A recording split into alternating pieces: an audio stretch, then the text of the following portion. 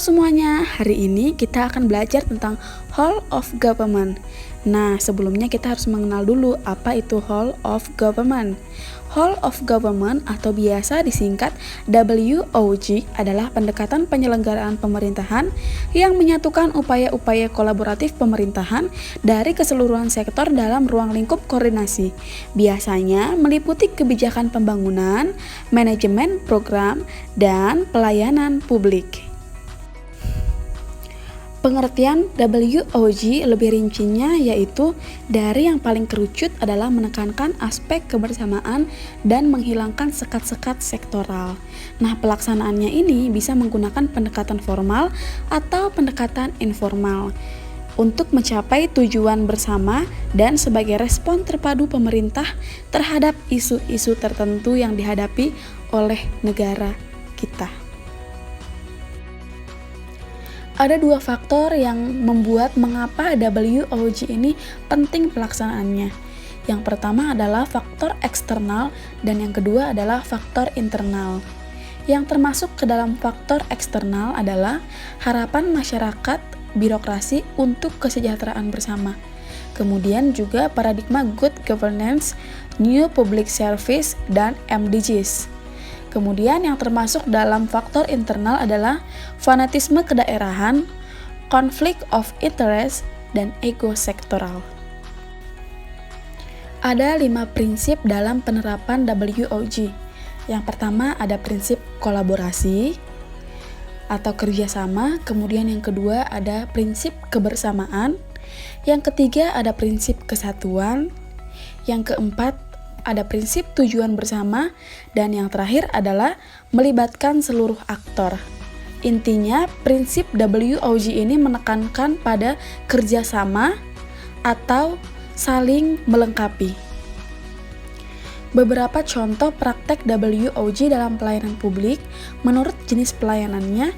Yang pertama adalah pelayanan administrasi, termasuk di dalamnya pelayanan publik yang menghasilkan produk dokumen seperti KTP, akte, izin usaha, SIUP, dan sertifikat. Kemudian, yang kedua pelayanan jasa, termasuk di dalamnya adalah pelayanan yang menghasilkan produk jasa. Contohnya seperti pendidikan, kesehatan, jaringan telepon, air, dan sebagainya. Yang ketiga ada pelayanan barang. Pelayanan barang adalah pelayanan yang menghasilkan produk barang yang dibutuhkan oleh masyarakat. Contohnya adalah jalan, perumahan, jembatan, dan sebagainya. Yang keempat adalah pelayanan regulatif, yaitu adalah pelayanan melalui penegakan hukum dan peraturan perundang-undangan serta kebijakan publik.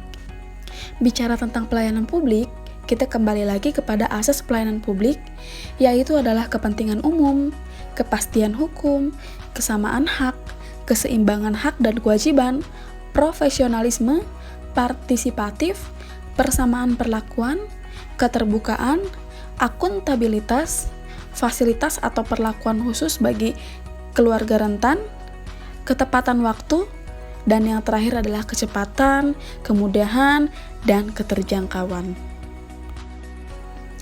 Manfaat dari WOG sendiri dalam bidang pemerintahan atau dalam dunia kerja, misalnya yang pertama adalah meningkatkan atau membangun efisiensi. Efisiensi di sini maksudnya adalah hemat biaya, hemat waktu, dan lain-lain. Yang kedua adalah sharing informasi. Informasi dari satu pihak itu mudah diketahui oleh orang banyak atau beberapa pihak sehingga lebih mudah untuk mengakses sesuatu. Kemudian yang ketiga adalah lingkungan kerja. Dari WOG ini dapat tercipta suasana lingkungan kerja yang maksimal. Yang keempat adalah daya saing. Yang kelima adalah akuntabilitas atau tanggung jawab dari setiap kewajiban pihak yang berkaitan. Dan yang terakhir adalah koherensi kebijakan. Keuntungan dari WOG yang pertama adalah outcomes focus. Artinya, berfokus pada outcome yang tidak dapat dicapai oleh sektoral secara masing-masing. Kemudian, yang kedua adalah boundary spanning. Artinya adalah implementasi kebijakan tidak hanya melibatkan satu instansi, tetapi lintas instansi. Nah, yang ketiga adalah enabling. Artinya adalah WOG membuat pemerintah lebih mampu menangani tantangan kebijakan yang kompleks. Dan yang terakhir adalah strengthening prevention. Artinya adalah WOG mendorong pencegahan terhadap masalah yang mungkin berkembang lebih jauh lagi. Di samping dari keuntungan-keuntungan penerapan WOG yang baru saja saya sampaikan, ternyata ada juga beberapa hambatan dalam praktek WOG. Yang pertama adalah kapasitas dan kompetensi sumber daya manusia tidak sama antar instansi. Yang kedua adalah perbedaan nilai dan budaya organisasi. Serta yang ketiga adalah bedanya gaya kepemimpinan dari setiap instansi yang terlibat. Langsung saja kita ke contoh penerapan WOG. Berikut ini adalah video penerapan Whole of Government. Selamat menyaksikan. Warahmatullahi wabarakatuh. Selamat siang, salam sejahtera buat kita semuanya. Saudara-saudara sekalian, saya akan ingin melanjutkan tema-tema yang berkaitan dengan WOG, Whole of Government. Sesi ini saya akan bercerita tentang kemungkinan implementasi WOG di Indonesia. Ada 3 jenis pelayanan yang kemungkinan bisa kita adopsi dengan konsep-konsep WOG. Yang pertama adalah pelayanan yang bersifat administratif.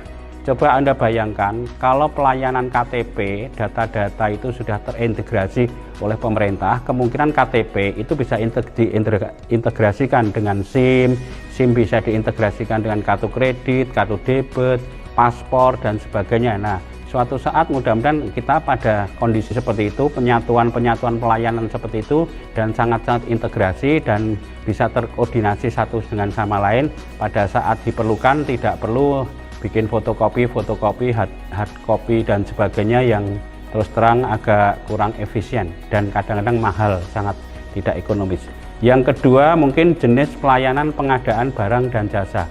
Di pemerintah kita, di Kementerian Keuangan sudah ada, alhamdulillah sudah ada LPSE, Lembaga Pelayanan Secara Elektronik.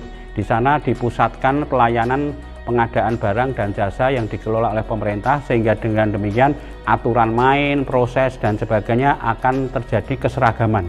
Untuk kepentingan siapa? Semuanya untuk kepentingan para pengguna pelayanan, sehingga dengan demikian mereka akan bisa bergerak cepat dan sebenarnya pemerintah akan mengambil keuntungan di roda ekonomi yang akan berjalan. Akhirnya pemerintah akan mempunyai sources sumber keuangan yang lebih hebat daripada periode sebelumnya. Yang ketiga, yang terakhir adalah pelayanan regulatif atau perizinan. Coba Anda pikirkan, kalau Anda menjadi pengusaha, kemungkinan Anda mengalami kondisi-kondisi seperti ini. Kemungkinan perizinannya ya, mulai dari TDP, izin domisili, IMB, NPWP, dan lain-lain sebagainya, IMB, kalau mau membangun pabrik dan sebagainya, kemungkinan begitu banyak perizinan yang harus Anda siapkan. Jika pelayanan seperti itu disatukan dalam suatu proses atau sebuah unit yang mengelola perizinan seperti ini, kemungkinan nanti para pengguna akan mengalami kenyamanan sehingga perizinan seperti itu bisa dipotong mejanya, bisa dipercepat, menjadi lebih murah dan sebagainya. Kemudian Anda nanti bisa melihat ke depan, misalnya salah satu yang sudah diusahakan pemerintah, misalnya sistem pelayanan satu atap atau samsat. Di samsat sudah mulai dikoordinasikan antara unit-unit kepolisian dengan unit-unit pendapatan daerah dan sebagainya. Tapi mari kita coba lihat ke depannya, mudah-mudahan suatu saat mereka sudah menggunakan sistem teknologi informasi yang semakin hari semakin maju. Kalau perlu pakai barcode, sehingga dengan kalau sudah diregister, kemudian mereka bisa langsung bayar ke bank, bisa langsung bayar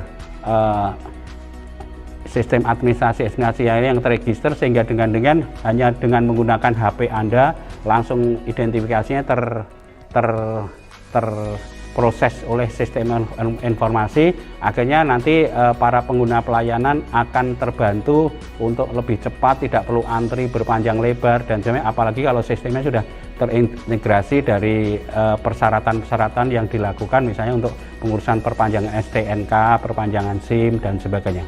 Oke, itu beberapa contoh implementasi WOG di Indonesia.